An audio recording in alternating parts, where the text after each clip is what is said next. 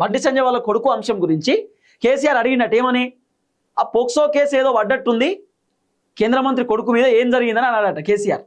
అప్పుడు బీఆర్ఎస్ పార్టీకి సంబంధించిన లీడర్లు కూడా అవును సిట్ అధికారులు విచారణ చేస్తున్నారు, రేవంత్ రెడ్డి నిన్న స్పందించిండు అంటే, రేవంత్ రెడ్డి ఏమన్నా బీఆర్లు ఉన్నాడా స్పందించనీకి? ముఖ్యమంత్రి తెలంగాణకే కదా. రేవంత్ రెడ్డి ఏమైనా పక్క రాష్ట్రంలో ఉన్నాడా? రేవంత్ రెడ్డి ఏమైనా ముంబైలో ఉన్నాడా?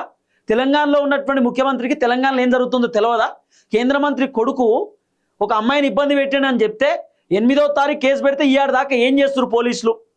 ఎందుకు చక్కగా పనిచేస్తలేరని చెప్పి కేసీఆర్ స్పందించే కార్యక్రమం చేసినట్ట.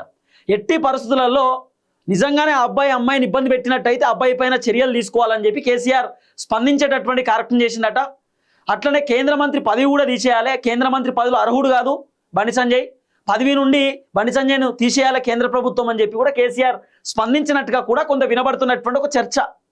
ఆ తర్వాత న్యాయస్థానం డిసైడ్ చేస్తారు ఎవరు తప్పు చేసారు ఏం కథ అనేది. కానీ మైనర్ అమ్మాయిని ఒక కేంద్ర మంత్రి కొడుకు అట్లా ఇబ్బంది పెట్టడం కరెక్ట్ కాదు, సరే ఏది ఏమైనా చట్టం చూసుకుంటుందని చెప్పి సో కేసీఆర్ బీఆర్ఎస్ పార్టీ లీడర్లతో చెప్పినట్టు. బీఆర్ఎస్ పార్టీ లీడర్లు కేసీఆర్ చెప్పిరట, సరే సిట్ విచారణ అవుతుంది అంత అని చెప్పి కేసీఆర్ అడిగిండట.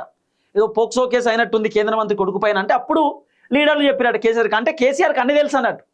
కేసీఆర్ చాలా యాక్టివ్గా ఉన్నాడట సోషల్ మీడియాలో, ఏం జరుగుతుంది ఏం కథ ఏ విధంగా వ్యవహారం కొనసాగుతుంది తెలంగాణలో అనేది అన్ని కేసీఆర్ అబ్జర్వ్ చేస్తూ ఉన్నాడు, చూస్తూ ఉన్నాడు అనేది కూడా కొంత వినబడుతున్నటువంటి వ్యవహారం.